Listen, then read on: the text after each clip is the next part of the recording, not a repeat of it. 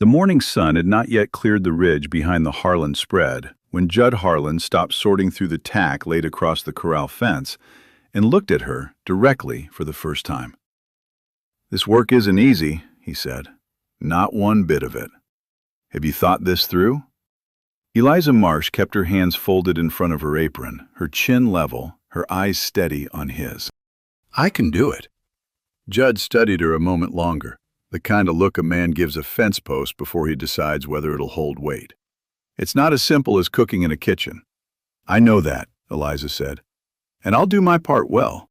Something in her voice, not defiance, just plain certainty, made him grunt and turn back to the tack. Vera, standing near the wagon wheel, gave him a small nod. "She kept pace with me all week." "She'll have to keep pace with a lot more than that," Judd said, but he didn't argue it further. "Go on home and get your things together, then. We ride at first light tomorrow." She thanked him, nodded to Vera and the two hands standing near the barn, and walked back toward the road. Behind her, Tom took half a step to follow, but his father's hand landed on his shoulder before he'd gone 3 feet. "Let her walk," Judd said. Tom stopped. He watched Eliza's shape grow smaller against the dust of the road, then turned to face his father. "You know how I feel about her," Tom said. "It wasn't a question." "I do." Judd went back to coiling a length of rope, not looking up. "Her family's got that debt hanging over them. Why not help her pay it outright, instead of putting her on a cattle drive she's never done before?" "I tried that," Tom said. "She wouldn't take the money." "I know. Work was the only help she'd take from me." Judd's hand stilled on the rope for a moment. "Then you understand why I said what I said to her. This outfit doesn't have room for anybody who expects to be carried while they learn. She can learn from Vera. What she can't do is slow the rest of us down doing it. She won't. She'd better not." Judd looked at his son now, steady. "And before you go thinking about how you're going to help her along the way, you make sure you're carrying your own weight first. Don't you let this outfit slow down on account of either one of you." He picked the rope back up. The conversation, as far as he was concerned, was finished. That night, Eliza sat on the edge of her bed with her single trunk packed and latched at her feet. The lamp beside her had burned low, and she hadn't bothered to trim the wick. She looked down at her own hands. They knew flour, knew the weight of a skillet on a stove that never moved, knew exactly how far the well was and exactly how much it gave. Tomorrow, those same hands would have to learn a Dutch oven that had to be packed, unpacked, and set over a new fire every day. Water measured out by the cupful instead of drawn whenever she pleased. And a fire that had to be built new every single morning and killed dead every single night. Outside, somewhere past the dark window, a horse shifted in its stall and settled again. By sunrise, she would have no kitchen behind her, only a wagon that could not afford to wait. The first morning, Eliza woke before the sky had any color in it at all. Vera was already up, feeding the fire she'd built from coals kept alive overnight. Eliza copied everything Vera did, a half step behind, trying to make her hands move the same way. By the third day, she understood the wagon was nothing like a kitchen. At home, water came from a well whenever she needed it. Here, it came from barrels lashed to the wagon, and every drop had to last until the next creek or spring the men could find. On her third morning, she washed the skillets the way she always had, filling a basin, scrubbing, dumping it out, filling it again. Vera watched her empty the basin a second time and stopped her. "That water's not yours to spend twice," Vera said. "One basin. You wipe what you can with a rag before you ever wet it." Eliza felt her face go hot. She hadn't thought of it as spending anything. Water had never been something she counted before. The lesson that stuck longer came from the fire. She was used to a stove that held its heat steady, that she could leave and come back to. On the trail, the fire had to be built fresh every morning, in wind that came from every direction. And if she stacked too much wood at once, trying to get it hot faster, the bottom of whatever she was cooking burned before the top was done. She ruined a full pan of cornbread that way on her 5th day, the underside black and bitter, and had to serve half rations to the men that evening, while the rest waited on a second batch. Nobody said much about it. A few of the hands exchanged a look. Tom didn't say anything at all, which somehow felt worse than if he had. Vera found her after, scraping the burned pan clean by firelight. "You're not the first to scorch a pan on this trail," she said. "You will not be the last." "But you rushed it. Out here, rushing costs you twice what it saves you." "I know," Eliza said. "You don't yet. You will." There were other mistakes in those first 2 weeks. She misjudged how much to cook one evening and ran short by 2 plates, forgetting that the men riding night watch ate on a different clock than the rest, coming in hungry hours after the fire had gone low. She packed the Dutch oven wrong one morning, and it came loose somewhere on a rough stretch of ground, denting badly enough that Vera had to show her how to keep using it anyway. Small things, none of them dangerous. All of them noted, quietly, by a woman who did not repeat herself twice on any lesson. What Eliza learned, more than any single skill, was to watch. She watched how much flour Vera measured before she ever asked how much was needed. She watched how Vera checked the water barrels first thing every morning, before the coffee, before anything else, running her hand along the side to feel how much was left without needing to look. She watched how little Vera wasted, and how much of that came not from carefulness for its own sake, but from having once run short somewhere with no way to get more. "You count everything," Eliza said to her one evening, watching Vera tally the remaining sacks of beans by lamplight. "Out here, food doesn't just have to taste right," Vera said, not looking up. "It has to be on time, has to be enough, and it can't take from what tomorrow needs to eat. You forget any one of those 3, and it doesn't matter how good it tasted." Eliza turned that over in her mind long after the lamp was out. In her father's kitchen, a good meal had only ever needed to be good. Nothing else had ridden on it. By the second week, the mistakes came less often. She still checked the water barrel with her hand the way Vera did, still measured before she asked, but it no longer felt like copying. It felt like something she was starting to know for herself. The land around them had changed too. The fenced country behind them long gone, replaced by open grass that ran to the horizon in every direction, broken only by the dark shapes of the herd moving slow and steady ahead of the wagon. At night, the sky went on further than she'd ever seen it, and the fire felt small and necessary against all that dark. She was tired in a way she had never been tired before, not the tired of a long day in one place, but the kind that came from a body doing new work it hadn't built the muscle for yet. Still, when she woke each morning before the color came into the sky, she no longer had to think about what came first. Her hands already knew. There was one more lesson that stayed with her longer than the rest, though it came from something small. Near the end of the second week, a sudden wind kicked up while she had the fire going low for the evening coffee, scattering ash and grit across everything she'd set out. She'd covered the pot too late, and grit got into the coffee before she noticed. She poured it out rather than serve it gritty, meaning to start over, and reached for more beans without thinking. Vera stopped her hand before it reached the sack. "You don't pour out a pot because it isn't perfect," she said. "You strain what you can save, and you go on. Perfect isn't a thing we've got the beans for out here." Eliza strained the coffee through a clean cloth instead, grit catching in the weave, and served it that way. Nobody complained. A few of the hands didn't even seem to notice. She understood then that Vera wasn't only teaching her to cook. She was teaching her what to let go of, and what was worth fighting to keep.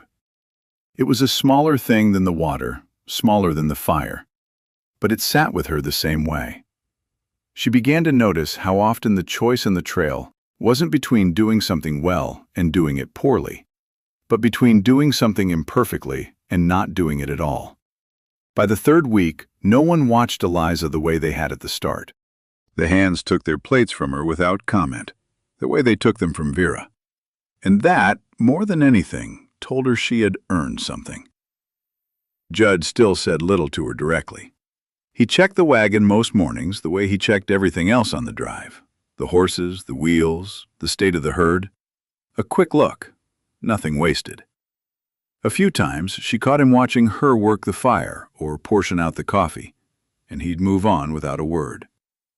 She never knew what those looks meant, until one evening she overheard him say to Vera, low, not meant for her ears, "The girl's holding her own." Vera only said, "Told you she would," and went back to her work. Tom kept his distance more than Eliza expected. He rode point most days, far ahead with the lead steers, and when the wagon caught up to camp in the evenings, he was usually already there, unsaddling his horse, not lingering near the fire the way she'd half thought he might. It was only once, when a sack of dried beans split open across the wagon bed on a bad stretch of ground, and Eliza stood staring at the mess with her jaw tight, that he crouched down beside her without a word, and helped her gather what she could before it rolled through the gaps in the boards. He didn't tell her it was fine. He didn't tell her not to feel bad about it. He just worked beside her until it was done, then stood, nodded once, and went back to his horse. She thought about that longer than she meant to.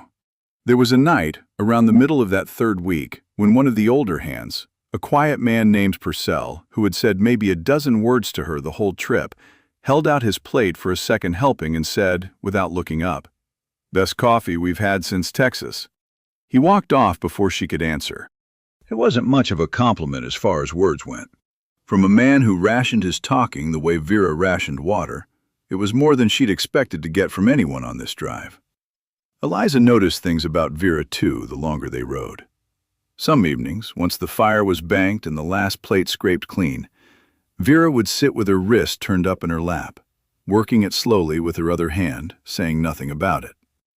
Once, measuring flour after dusk had settled in fully, Vera held the cup closer to the lamp than she used to, and muttered that the light out here wasn't what it used to be. She never complained. Eliza simply began, without being asked, taking the heavier lifting for herself. The full water barrels, the Dutch oven off the fire, and Vera let her, which said more than any word could have. The days settled into a shape she could predict, which was its own kind of relief. Wake before light, fire, coffee, breakfast, break camp before the herd moved out. Ride most of the day behind the herd's dust, or ahead of it to make camp. Fire again. Supper. The men eating in shifts as their work allowed. Night riders coming in hours after the rest, to plates Eliza had learned, finally, to keep aside and cover. Sleep. And morning again before she felt she'd had enough of it. The country changed under them a little more each week. The grass shorter in some stretches, taller in others. The ground sometimes hard and cracked, sometimes soft enough to slow the wagon wheels.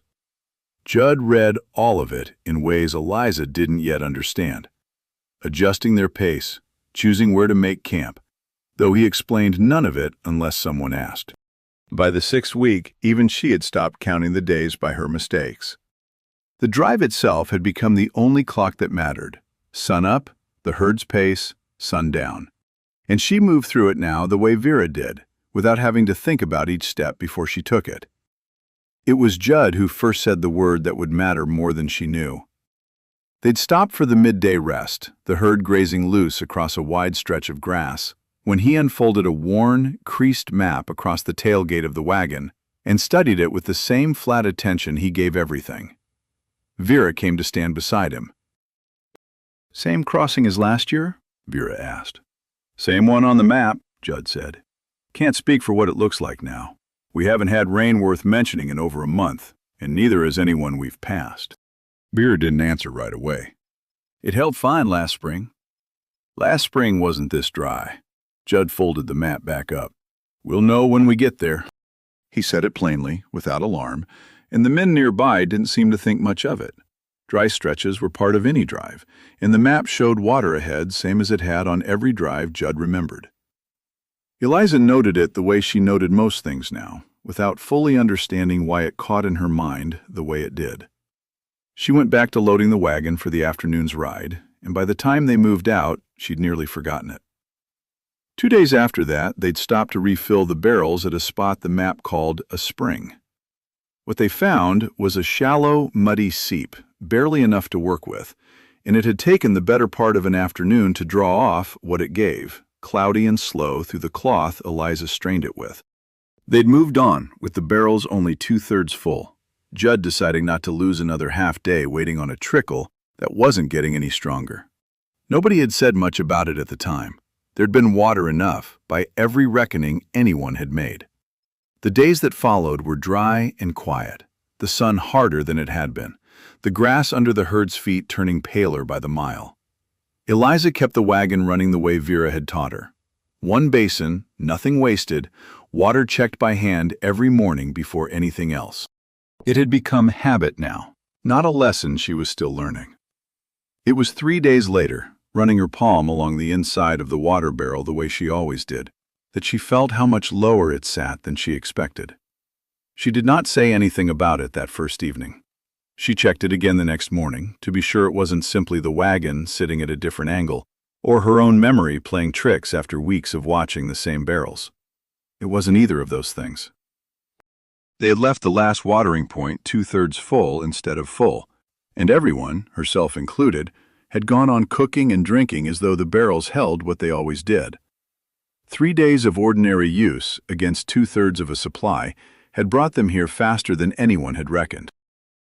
Eliza checked the barrel twice more before she said anything, running her hand along the wood the way Vera had shown her, marking the water line in her mind against what it should have been by that point in the week. It was lower, not by a little. She found Vera first. Vera checked it herself, said nothing for a moment, then went to find Judd. By evening, the wagon had reached the crossing marked on the map, a wide, shallow bend where a creek should have run steady even in a dry year. What they found instead was a bed of cracked mud, a thin trickle of water so slow and so silted it wasn't worth collecting. Judd stood at the edge of it a long moment, hat pushed back, saying nothing. "Map's wrong," one of the hands finally said. Eliza stood near the back of the wagon, watching the men look at the dry crossing the way people looked at something they didn't want to believe.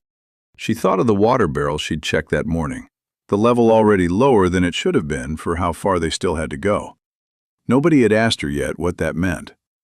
She said nothing, not because she didn't have anything to say, but because she wanted to be sure of her numbers before she said it. "Map's old," Judd said. "Same thing, out here."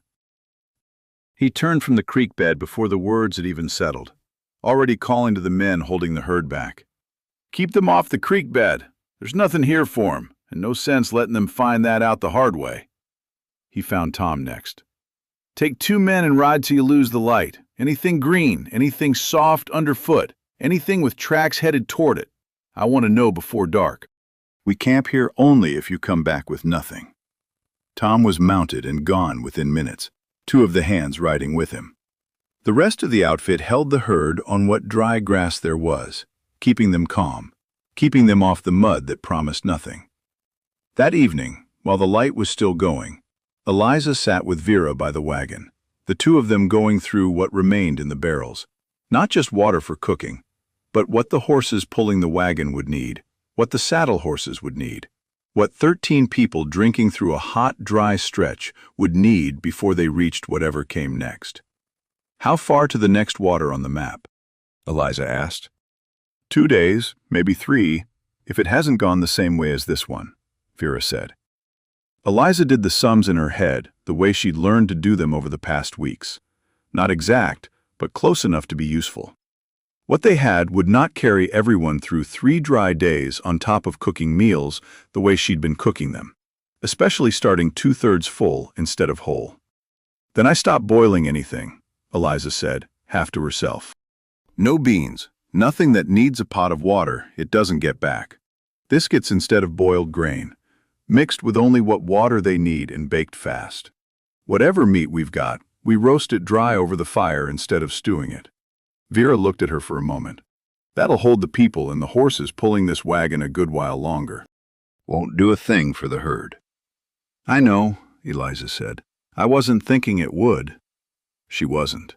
1,500 head of cattle needed more water in a single day than every barrel on the wagon held combined. And she understood that plainly now, the way she hadn't when she'd first started counting water by the cupful. What she could do was small. buy time for the people so that whatever time was left could go toward finding water for the herd. Nothing more than that. It felt small, sitting there in the dark. It was still something. Tom and the scouts came back well after dark, tired, without water found, but not entirely empty-handed either. Tom crouched by the fire, drawing a rough line in the dirt with a stick. "There's an old cattle trail cutting off the main one, maybe 4 miles north," he said. "Runs along a low stretch for a good ways. Grass greener than anything else out here. Animal tracks coming into it from every direction. Not just one game trail, but several. Ground soft the whole length of it, not just one spot. Looks like there could have been a spring-fed basin there once, silted over and choked with dead grass since." "You didn't see water," Judd said. "No," Tom admitted. "Saw where water used to be, maybe. Or still is, just not on top anymore." Eliza remembered something then, sitting back from the fire, turning it over before she spoke. Her father used to talk about places like that from when he was young, riding through country not far different from this. A low stretch where the ground stayed soft in a drought when everything around it turned to dust. Not because water ran through it, but because it sat low enough to hold what little there was, hidden under the surface. "My father used to say, ground like that doesn't mean there's water," she said. "It means there's water that used to know how to get out and forgot the way. Sometimes it just needs someone to open the channel back up." Nobody answered right away. Judd looked at her for a long moment, the same flat, measuring look he'd given her the morning she'd asked to join the drive. "Could be nothing," he said. "Could be," Eliza said. "It's the only lead we've got, though." In the morning, Judd made the call. They pushed the herd toward the low stretch Tom had found, 4 miles that took most of the day at the pace the tired cattle could manage. By the time they reached it, the sun was low, throwing long shadows across ground that did look different from everything around it. A shallow trough running well beyond a single spot. Grass a shade greener along its whole length. The soil dark and soft everywhere Tom pressed his boot into it, instead of cracked and pale like the rest of the country they'd crossed. They worked the length of the trough rather than one hole, cutting into the softest ground in 3 or 4 places with the single shovel they had, widening each with hands and boot heels, hoping to break through whatever silt and dead grass had choked off whatever had once fed it. It was slow. The light was going. Eliza cleared dead grass from the shallow cuts and carried loose stones aside as the men took turns with the shovel, Vera beside her doing the same. The way the dirt changed color as they went deeper, damper, darker. Eliza found herself holding her breath without meaning to. The same way she'd caught herself doing at the water barrel 3 nights before. There was nothing for her to do at the digging itself. No task Vera or Judd had asked of her. And for the first time in weeks, she felt the particular helplessness of watching other people's hands do work that mattered more than anything hers could do right then. She thought of her father's handwriting, the way he used to talk about this kind of country, like it still owed him something. She hoped, without much reason to, that he'd been right. By full dark, water had begun to seep into the channels they'd cut, slow but steady, spreading along the length of the old basin rather than rising in any one place. Judd crouched at the edge of it, cupped a hand into the water, and tasted it before he said anything. "There's a spring under this ground somewhere," he said. "Channel's open now. Give it the night, and the basin ought to hold enough by morning to start on." Nobody cheered. They were too tired for that, and the water was still only a start, spread thin across ground that would need most of the next day to fill enough to matter. But it was more than any of them had had reason to expect an hour before. By mid-morning the following day, the basin had filled enough to begin. They spent that day and into the next widening it into something closer to a proper watering hole, walling part of it with stone to keep the cattle from churning the whole thing to mud the moment they were let near it. Judd had the herd brought to it in small groups, a portion at a time, the hands riding the edges to keep the rest from crowding in and trampling the ground to nothing. It took the better part of a day and the next morning to water the whole herd that way, slow and careful. But by the time the last group drank, the cattle that had been dragging days before were standing straighter, and none of them had to fight for mud instead of water. Eliza cooked a real meal that night for the first time in 4 days. Nothing fancy, but a full pot of beans, biscuits soft enough not to crumble, coffee poured without fear that the next cup would be the last. Vera watched her work and said nothing, but there was something in the way she watched that told Eliza she'd noticed the difference in how Eliza moved now. No longer copying, no longer unsure, just doing the work the way it needed doing. Judd came by the fire once the men had eaten, said nothing about the water or the digging or any of it. He only looked at the pot, still half full, and then at Eliza. "You didn't have to think of that," he said. "The old ground." Could have just as easily said nothing and let the scouts figure it out on their own. "I didn't know it would work," Eliza said. "I only knew it was worth saying." Judd nodded once, slow, and walked off toward the herd without saying anything more. It wasn't much. Eliza understood, sitting there by the fire, that from him it wasn't supposed to be. The days after the dry camp passed easier than any stretch before it. The herd found grass again within a day's ride. Real grass, not the pale, cracked country they'd crossed to reach the waterhole. And the cattle steadied, fewer of them falling behind with each mile. The wagon settled into its rhythm again. Fire, coffee, meals on time, water checked but no longer counted the way it had been during those 4 dry days. Eliza noticed the difference in her own hands before she noticed it in anything else. She no longer thought about each task before she did it. It took 6 more days to reach Dodge City, the last of them easy enough that the men started talking about the town before they'd even seen it. What they'd eat that wasn't trail food. What they'd do with wages they hadn't spent in 2 months. Eliza listened without saying much. She was thinking about the debt mostly, and what was left of it once her wage was paid.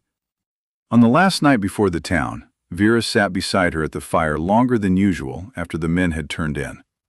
"First drive's the hardest," Vera said. "Not because of the work. Because you don't know yet what you're made of, and you find out all at once, whether you want to or not." Eliza didn't answer right away, and Vera didn't seem to need her to. They sat with the fire a while longer before either of them said anything else. Judd had wired ahead from the last settlement, and a buyer was already lined up by the time the town came into view on the 7th day. Low buildings and the rail yard beyond them, pens already full of cattle from outfits that had arrived ahead of the Harlan herd. It still took most of the day to get their own herd sold and penned, Judd handling the business of it while the rest of the outfit saw to the horses and the wagon. Wages were paid out that evening, each hand called up in turn. When it was Eliza's turn, Judd counted out her pay, same as anyone else's. No more, no less than what had been agreed before they'd left. She took it without comment, folding it carefully into the same pocket where she kept the letter from the bank back home. It would not clear the whole debt. She'd known that before they'd ever left Texas. But it would satisfy the bank through the winter and buy her time she hadn't had a month ago. She thought that was the end of it. She was turning to go when Judd spoke again. "Vera's done with trail cooking after this season," he said. "She won't say so herself, but I've watched her do it long enough to know it. She'll still run the kitchen at the ranch. Says she needs another pair of hands she doesn't have to teach twice." Eliza didn't answer right away. "That's you, if you want it," Judd said. "Steady wage, not charity. You'd have earned it same as you earned this." "When would it start?" Eliza asked. "When you're ready," Judd said.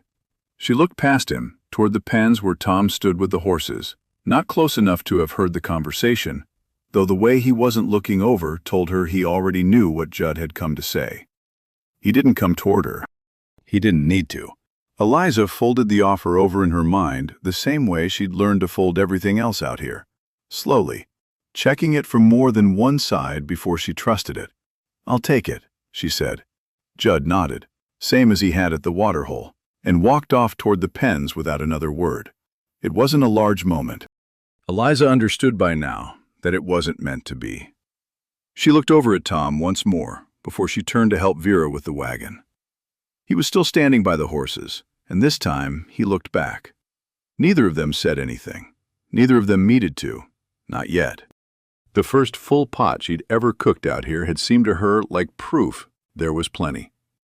She understood its true weight now.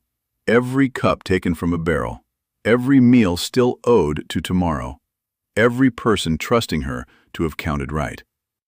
The trail behind her had cost her more than she'd expected when she'd first asked Judd Harlan for a place on it.